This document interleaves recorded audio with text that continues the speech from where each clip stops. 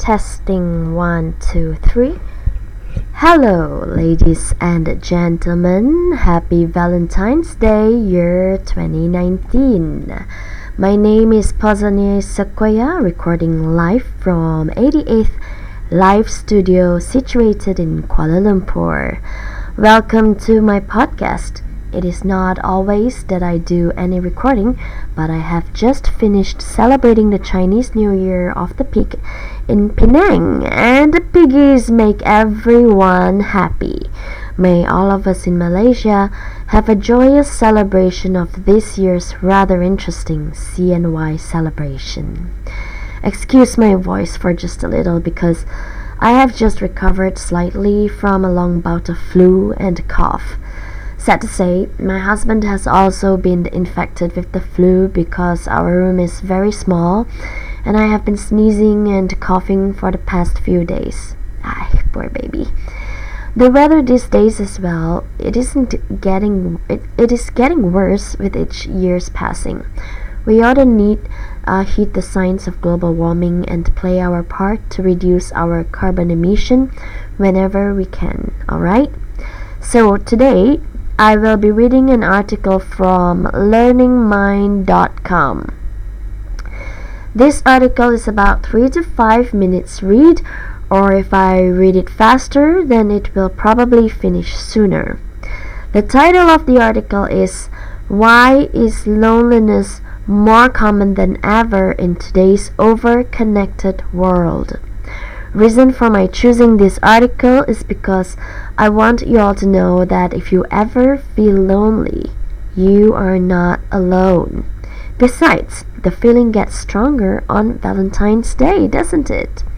You may or may not celebrate it, but I just thought that I could offer some form of solace to you, my cherished listeners, on this very day.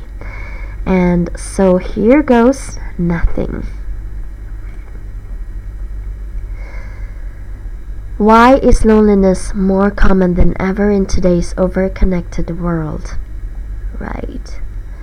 Studies show that humanity is experiencing a real epidemic of loneliness, even though in this day and age we are more connected than ever. Gone are the days when you had to wait weeks and months for a letter from your loved one. Now a second or two is all it takes. It has become so easy to stay in touch with and search for others, no matter how many miles away they may be. So then, why is there a sad irony that the world is now lonelier than it ever has been? Human beings by nature feel the need to belong and stay connected to each other. If we lack that basic instinct, we experience what is called social pain, a sensation that is just as real as physical pain. Research has deduced that loneliness and rejection both activate the same parts of the brain as physical pain. Research is even suggesting that loneliness is just as big a health risk as obesity and smoking. According to a study conducted by the Brigham Young University in the US, loneliness increases mortality risk by 26%. Another survey study by the Mental Health Foundation shows that 1 in 10 people in the UK feel lonely. Britain has even been voted the loneliness capital of Europe. The loneliness capital of Europe. But why is this happening? The answer to this is the changes that have occurred in society since technology and the internet have advanced. The way we communicate may have improved, but the overall life changes have made us become more isolated. The world seems smaller now that travel is so easy and accessible to everyone. Because of work or study, we often live far away from our friends and family, and rely on technology to substitute for face-to-face interaction. This eventually makes us feel less connected and isolated. Experiencing temporary loneliness is something that every one person will naturally feel. Moving away or losing a loved one is examples of when we experience that. Research suggests that this time of loneliness can be useful because it triggers us to reconnect or build new relationships to reduce the pain. However, when we are unable to do that, the state of loneliness is prolonged and can last for many years. Reports vary, but typical numbers of people experiencing loneliness in this prolonged way ranged from 3 to 30%. For those that fall into this category, research shockingly shows that it has a greater impact on your health than being obese or having 15 cigarettes a day. Loneliness has also been linked to poor mental health. In a survey by the Mental Health Foundation, more than a third of people surveyed had felt depressed as a result of feeling lonely.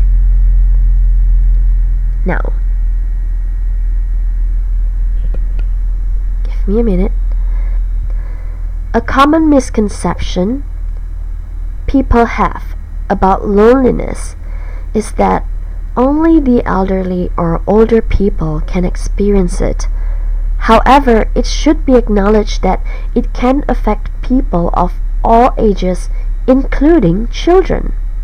Loneliness is especially prevalent amongst teenagers, with studies showing between 20 and 60% reportedly feeling lonely as comparison to 40 or 50% of the elderly population.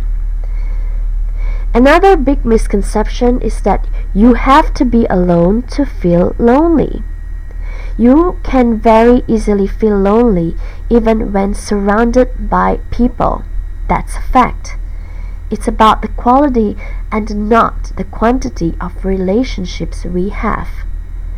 So what can we do to reduce loneliness? As of right now, there is no real concrete answer to this question. Increasing opportunities to meet new people and make new friends works with some people, but it is not as simple for others. For those who suffer from long-term loneliness, anxiety and lack of self-confidence can hinder their capability of trusting and meeting new people. As of now, researchers are finding the best and most successful results come from strategies that really target negative thought processes. That was a very interesting article that I found to be befitting for today's topic.